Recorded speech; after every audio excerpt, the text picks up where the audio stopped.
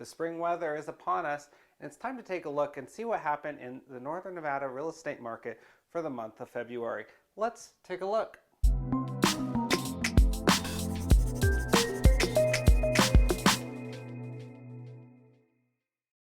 We did jump up just a little bit, up from 446,700 up to 450. It is less than our peak that we hit back a couple of months ago of $455,000.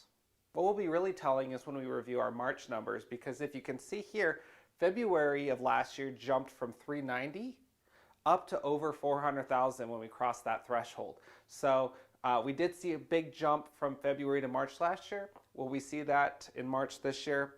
We'll find out soon. The average days to contract, another drop down to 24 days to contract on average for single family homes in Reno and Sparks. Look at it last year, 54. So we continue to see that drop, and the market's still moving very quickly. We're just now getting into our spring buyer's market that we traditionally go into. Our favorite slide where we talk about inventory, what's going on. Well, let's just jump right to it. The gray bar, we can see, look at that. We did go up a little bit over last month. So I felt like I was on repeat every single month, so it's nice to see a little change. We did see inventory jump from 200 up to 274 homes. Now we were anticipating, we're hoping and anticipate more homes to come on the market as the traditional spring market comes along. So that's great news for those buyers out there. We did see new listings jump as well from 370 last month to 450. So more new listings, more active inventory on the market available for buyers, and the solds went up just a little bit as well. But you can see we're looking a little bit better, I think. So we'll continue to watch this trend month over month, but kind of relieving to see that. Will we see more inventory hit the market in March and April? We'll see. How does that translate into month supply of inventory? Well, that means we went up from half a month to 0.7 months. So good news is our month supply of inventory has risen just a little bit. I can't believe I'm getting excited about 0.7 months, but compared to 2 months ago of 0.4 months, that's an improvement. We're going in the right direction. I think that's something to definitely focus on, and hopefully we'll see that trend continue throughout the year. Taking a look at all the inventory that we have available that we accumulated over last month, I was really happy when I was updating these slides that 300 to 400 and the 400 to 500, if you look back at my last month's video, we actually saw decent jumps in those. So I'm very happy to see that those are the higher numbers out there. There's more affordable homes out there for people looking to buy in the Reno Sparks area. So very good news out there. There are some more choices. It is still very much a seller's market, and it can still be very much competitive out there for buyers. So while this is something to celebrate, we are still out there, doing multiple offer situations and things like that. So we can discuss that if you are looking to buy, or if you're looking to sell, we can discuss how we can take advantage of that for you in this great market. Our forecaster slide, I like to call it, for new contracts by month. Now, we can see this is kind of gives us an indicator of what's going to happen over the next 30 to 45 days. An offer gets placed on a house and it gets accepted.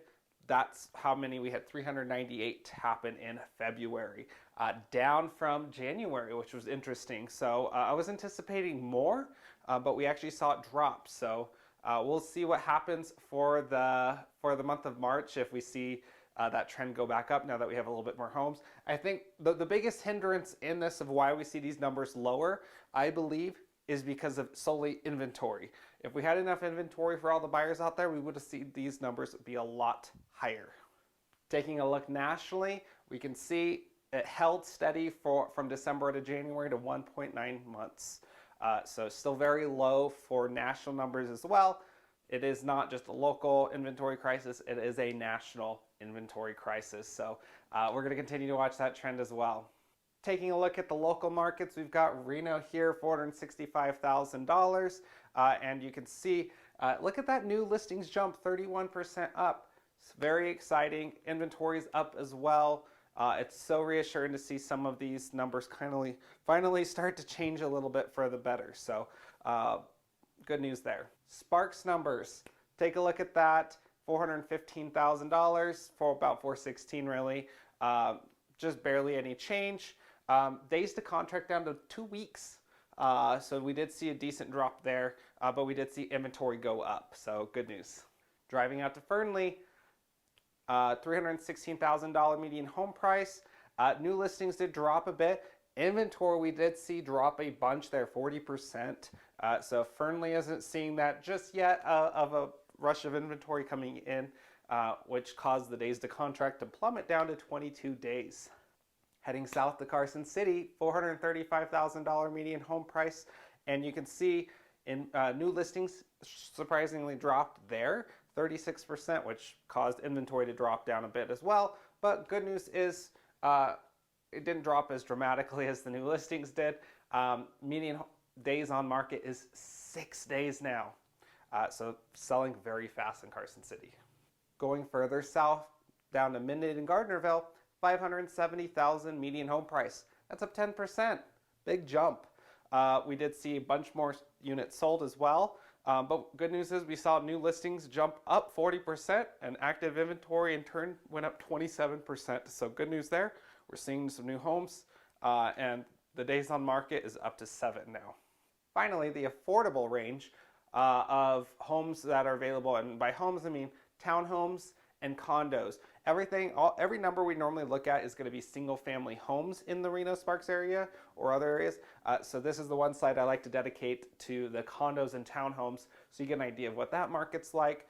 And you can see jumped up price point just a little bit. We did see the solds go up and new listings went up, but even though new listings went up 25%, we saw inventory drop just slightly. So we'll continue to see what happens there, but it is something that can be a little bit more affordable for those wanting to get into there, as long as they watch those HOA costs. We're officially 1 year into this COVID pandemic, and where we've been discussing this in every presentation, and probably going to have a couple more months worth of it at least, and who knows, we might see this for the rest of the year, discussing what factors out of this. But if you look over here, upon exit of forbearance, we can see that, look at all that green over there.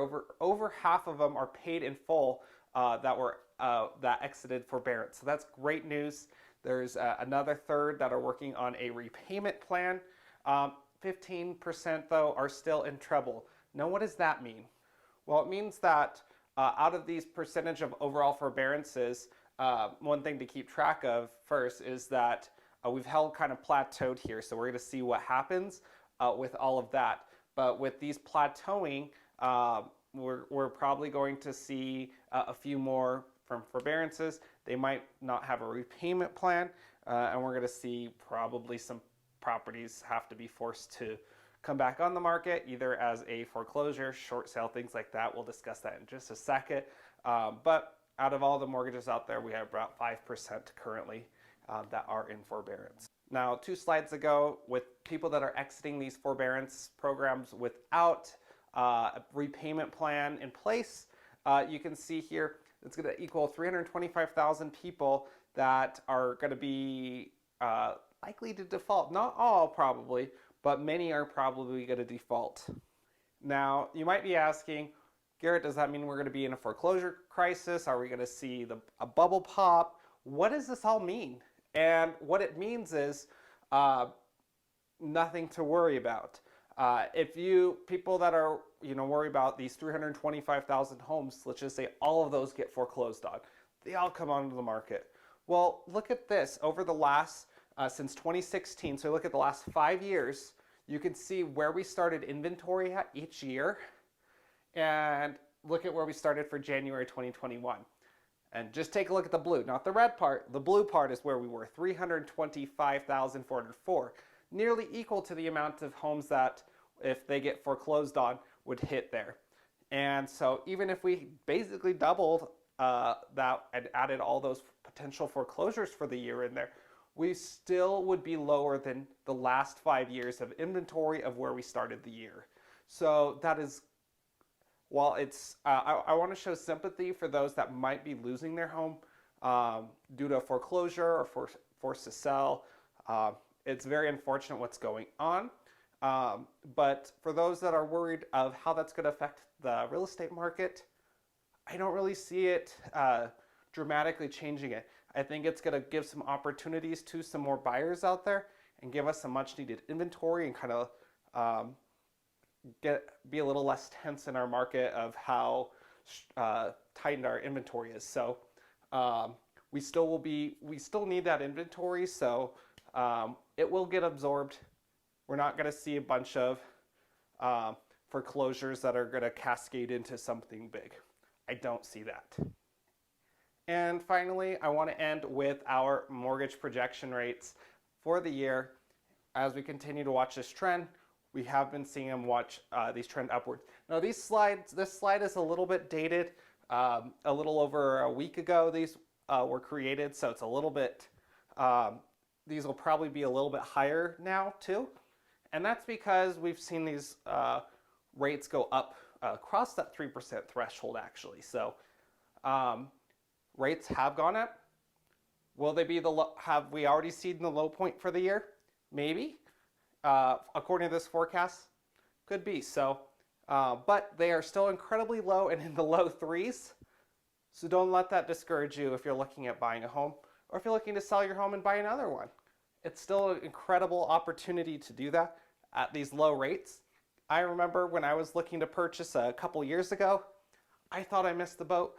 You know, we were seeing the mid 4% quotes, and so I thought I missed it. And then they came back down. And now they're in the threes.